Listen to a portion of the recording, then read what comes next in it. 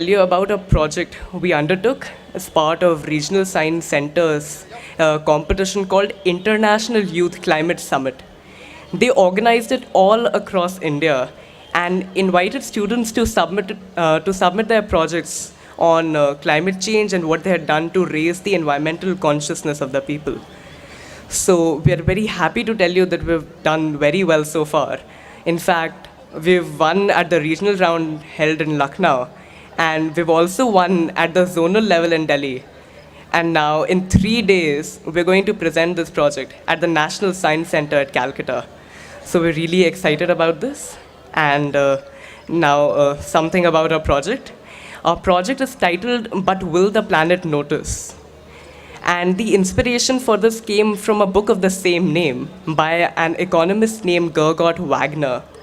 And Mr. Wagner in his book mentioned how whatever you or I personally do, the planet will not notice.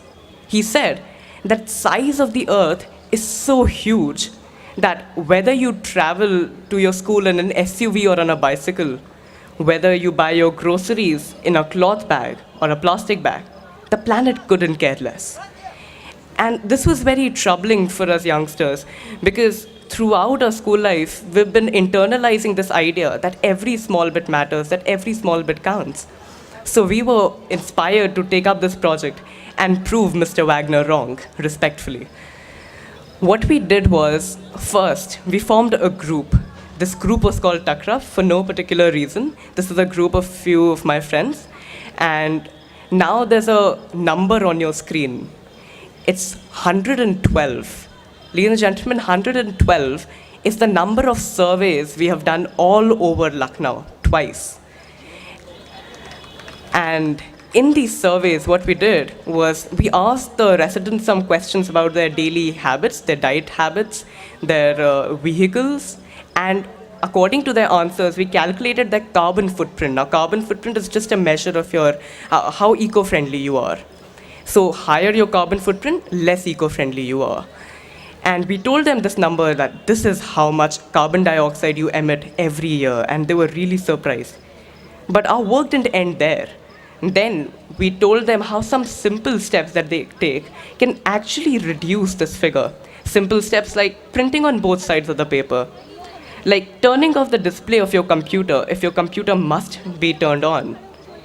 And then something interesting happened. After 8 weeks, we revisited these homes, all 112 of these. And this is what we found. There's a pie chart. 56% of the people we surveyed showed no change at all in their carbon footprint, as we expected to happen. But that is not all bad news, because at least their number didn't go up. Also, 8% people actually managed to increase their carbon footprint after we told them on ways to reduce it. But that is also not bad news, because if you see, 36% of the people, that is more than a third, managed to decrease their carbon footprint. So there's a net 28% decrease. But does this really matter? A 28% decrease, we were just 3 high school students, we surveyed just 112 homes, compared to Earth's 7 billion population. That is very little. And this is what our actions translated into. Our actions did matter.